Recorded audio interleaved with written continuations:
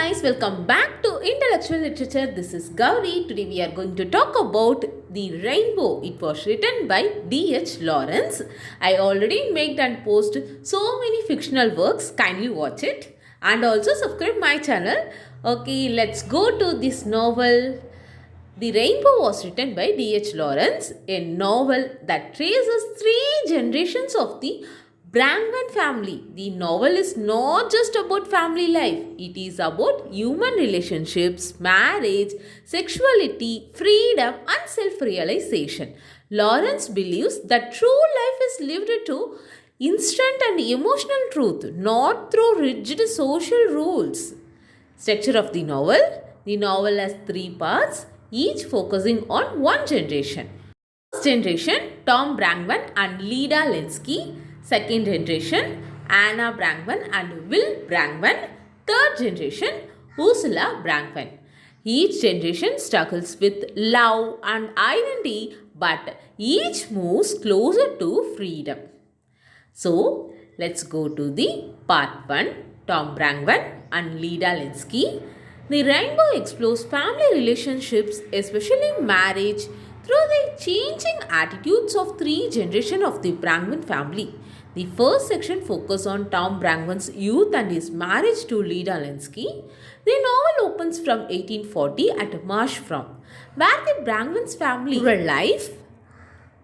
Men are connected to land and physical labor, while women desire education and wider experience. This contrast introduces the theme of inner versus outer life. Alfred Brangwen sent his eldest son to school in the hope of his making a fine gentleman out of him. But Tom remains uninterested in academics and fails. At the age 17, Tom's father dies, leaving farm to him.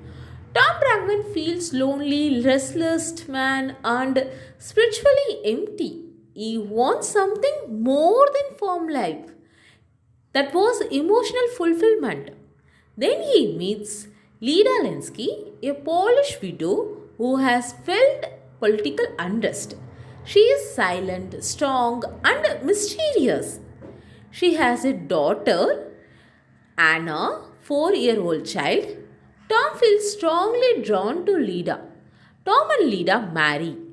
Their marriage is based on physical attraction only, but emotionally they remain distant due to language, cultural differences and Lida's past life.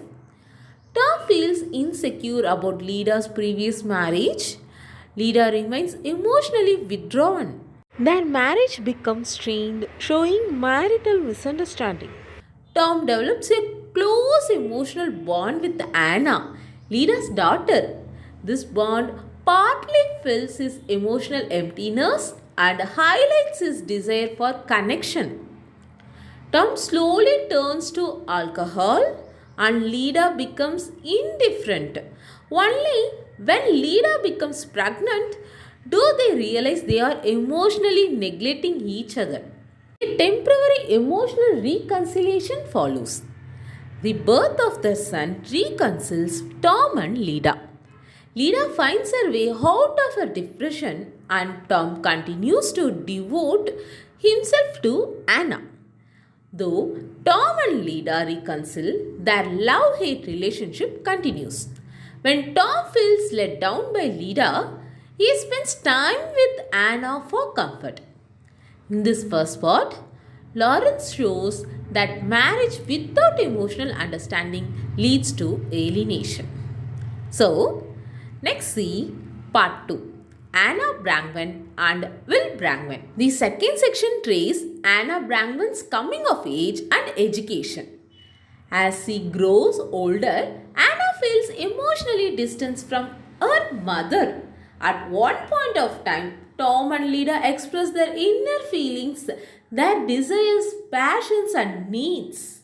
This confrontation to some extent patches up their relationships. Tom sends Anna to a boarding school, intending to make a fine, smart lady out of her. As a child of 9, Anna suffers from isolation. She is unable to blend with other girls as a result of feeling superior to them.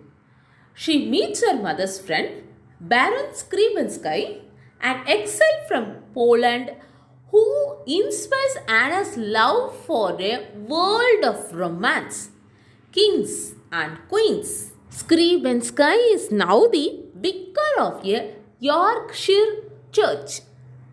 When sent to another school to Nottingham, Anna decides to change her ways.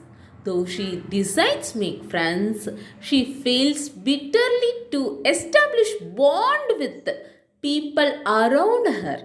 Anna grows up strongly willed and confident. She attends schools and develops a sense of individual identity.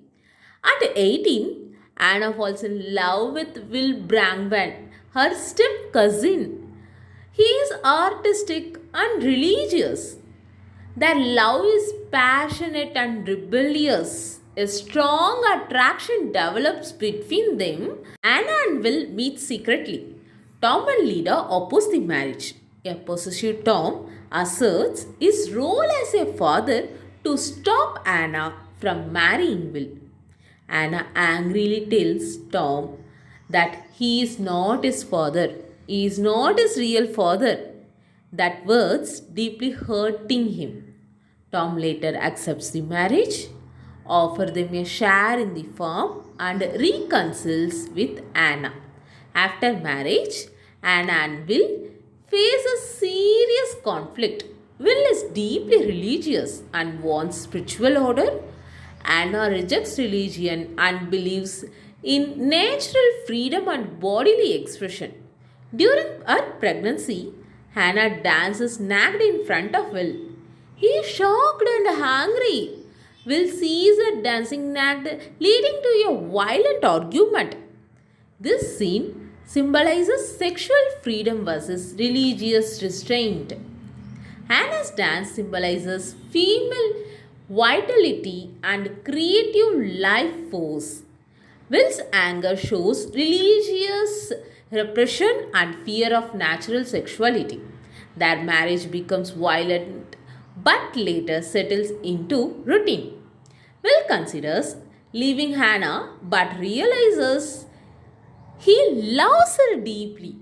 He stays accepting the complexity of their relationship. Will attempts to be unfaithful but is rejected. This failure makes him realize his attachment to Anna. When Will returns home, Anna senses a change in him. Their relationship is renewed with intense physical passion. Their daughter, Ursula, is born. Will forms a strong emotional bond with her. Will bond with his daughter Ursula breaks when he strikes her. When Will strikes Ursula in anger, their bond breaks permanently. Anna becomes consumed by motherhood and their marriage settles in routine. This generation shows that passion without balance leads to conflict. Will and Anna eventually settle into a calmer but emotionally distant marriage. Part 3. Ursula Brangwen.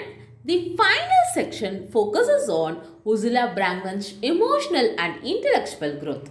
Ursula grows up intelligent and sensitive. Ursula represents the modern woman. She questions authority and traditional roles, rejects submission and seeks independent identity. She falls in love with Anton Skribensky, a soldier who represents tradition and imperial values. Their relationship is passionate but unstable.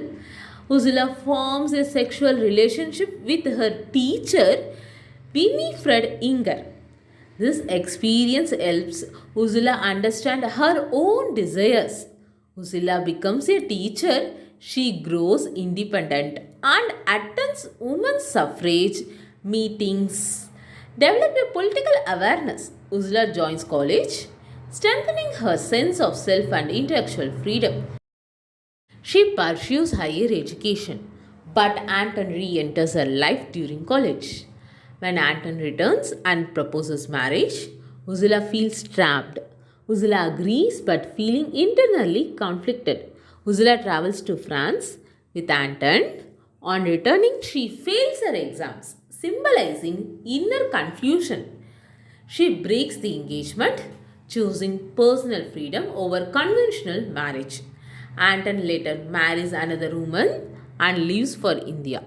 Ursula fears she may be pregnant and returns home, feeling emotionally exhausted.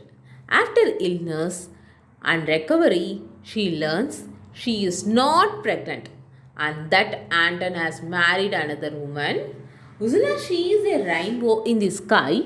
It symbolizes hope, renewal, and confidence about her future, a new future, ending the novel on a note of optimism. Now, the fictional novel was ended. Let's see the rainbow symbolizes hope after suffering, a new future, harmony between instinct and intellect, a better world of the next generation. The rainbow is not the end but a beginning. Now we talk about key themes: marriage and conflict, sexuality and instinct, women's independence, generational change, hope and regeneration. The rainbow shows how each generation moves closer to self-realization. Lawrence believes that must be lived freely, honestly, and instinctively. Ursula's vision of the rainbow gives the novel an optimistic feeling. The main characters are there: Tom Brangwen, a lonely farmer who seeks emotional fulfillment but fails to achieve true marital harmony. Lida Lenski, a silent, strong Polish widow whose emotional reserve creates distance in marriage. Hannah Brangwen, a passionate, rebellious woman and asserts bodily and emotional freedom in marriage. Will Brangwen, a deeply religious and artistic man torn between spiritual order and national instinct. Ursula Brangwen, an intelligent, independent woman who represents modern freedom and future hope. Anton Skribensky, a traditional nationalist soldier who cannot match Ursula's desire for independence. Winifred Inger, an intellectual feminist teacher who awakens Ursula's sexual and self-awareness. Now finally we are going to talk about author introduction. The author of this fictional novel was D.H.LAWRENCE, David Herbert Lawrence, who lived from 1885 to 1930.